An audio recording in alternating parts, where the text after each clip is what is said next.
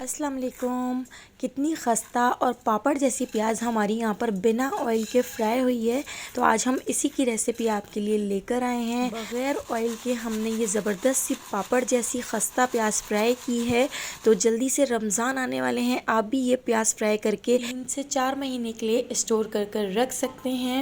हलीम के लिए, कोरमे के लिए या किसी भी सालन के लिए आप इस प्याज को पहले से ही फ्राई करके रख लें ताकि रमज़ान में आपका टाइम बच सके। तो चलिए चलते हैं ज़बरदस्त सी खस्ता प्याज फ्राई की रेसिपी की तरफ। तो देखिए हमने यहाँ पर 5 अदद प्याज ले ली हैं। प्याज को छीलकर हमने धो लिया था। तो देखिए अब हम प्याज को कट कर लेते हैं। अगर आपके पास इस तरह का स्लाइसर मौजूद हो तो आप इसके ऊपर आसानी से प्याज को कट कर सकते हैं, जो बिल्कुल इक्वल साइज़ की प्याज कट होती है। तो यहाँ पर हमें बिल्कुल इक्वल साइज़ की देखिए इस तरीके से प्याज कट चाहिए। तो अगर आपके पास ना हो तो आप इस तरीके से देखिए छुरी की मदद से भी आप बिल्कुल बारीक स्लाइस में प्याज को कट कर सकते हैं। तो देखिए यहाँ पे हमने सारी प्याज को बिल्कुल बारीक कट कर लिया है। तो आप देख सकते हैं कितना बारीक हम इसको कट कर रहे हैं, जो बहुत ही आसान है।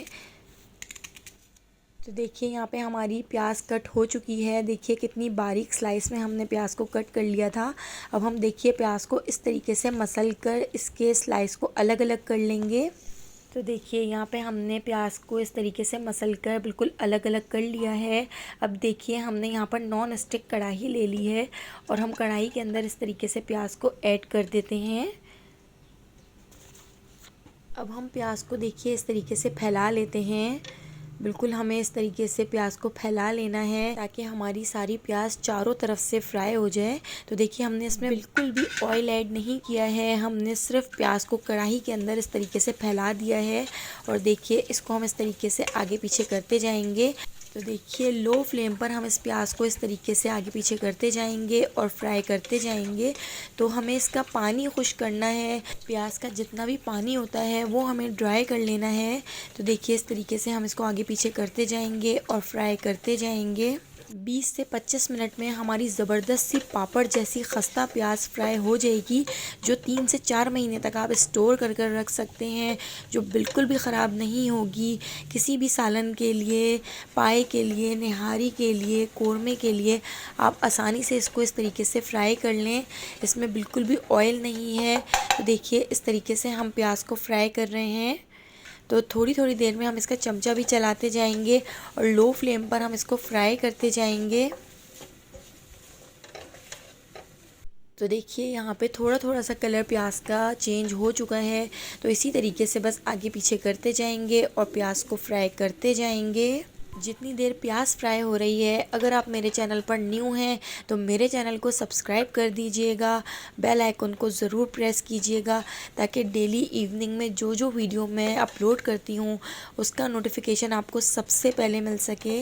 तो देखिए यहाँ पे हमारी कितनी ज़बरदस्त सी प्याज का कलर गोल्डन सा हो चुका है। बस तो 20 से 25 मिनट तक इसी तरह हम इसको आगे पीछे थोड़ी थोड़ी देर में करते जाएंगे और फ्राई करते जाएंगे। तो आप देखिए कितना ज़बरदस्त सा कलर आ रहा है। तो बस लो फ्लेम पर हम इस तरीके से चलाते हुए इसको फ्राई करेंगे। हमें बिल्कुल भी हाई फ्लेम नहीं करना है वरना प्याज जल जाएगी। देखिए इसमें कोई ऑयल नहीं है, कुछ ऐसी चीज़ नहीं है, सिर्फ प्याज को ही हमने नॉन स्टिक कढ़ाई में इस तरीके से फ्राई कर लिया है। तो देखिए इस तरीके से इसको चलाते जाएंगे, फ्राई करते जाएंगे। तो देखिए इसका कितना ज़बरदस्त सा कलर आ चुका है और आप इसकी आवाज़ भी चेक कर सकते हैं कितनी खस्ता प्याज यहाँ पर फ्राई हो रही है। तो बस इसी तरीके से 20 से 25 मिनट हमें लगे हैं इस प्याज को फ्राई करने में। तो देखिए प्याज का बहुत ज़बरदस्त सा कलर आ चुका है। यहाँ पे हमारी प्याज फ्राई हो चुकी है। अब हम इस प्याज को इस कढ़ाई के अंदर ही रहने देते हैं और इसको इसी कढ़ाई के अंदर ठंडा कर लेते हैं। तो देखिए इस तरीके से हम कढ़ाई को हिलाकर इसको बिल्कुल रूम टेम्परेचर पर ले आते हैं। तो देखिए हमने इसको ठंडा कर लिया है।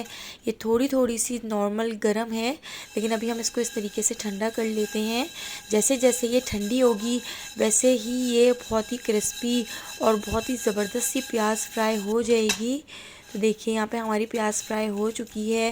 देखिए कितनी ज़बरदस्त लग रही है, लग ही नहीं रहा कि हमने इसमें ऑयल ऐड नहीं किया है। रमज़ानों की तैयारी जल्दी से आप भी स्टार्ट कर दें। मैंने तो रमज़ानों की तैयारी बहुत पहले ही स्टार्ट कर दी है। मैंने चटनियाँ बना के रख ली हैं, प्याज फ्राई करके रख ली हैं, ताकि रमज़ानों में मुझे मुश्किल ना हो और मैं आसानी से जल्दी से कुकिंग कर सकूं और साथ साथ इबादत भी कर सकूं। तो देखिए यहाँ पे हमारी प्याज फ्राई हो चुकी है। प्याज को हमने इस बॉक्स में डाल दिया है, तो हम इसको कवर करके 3 से 4 महीने तक रख सकते हैं। तो आप इसका क्रिस्पीपन चेक करें कि कितनी ज़्यादा ये क्रिस्पी बन के तैयार हुई है प्याज फ्राई की। अगर आपको मेरी ये रेसिपी पसंद आई हो तो लाइक कर दीजिएगा, कमेंट करके बताइएगा। मेरे चैनल पर न्यू हैं तो सब्सक्राइब कर दीजिएगा, बेल आइकॉन को ज़रूर प्रेस कीजिएगा। आने वाली वीडियो तक मुझे दीजिए इजाज़त। अल्लाह हाफ़िज़।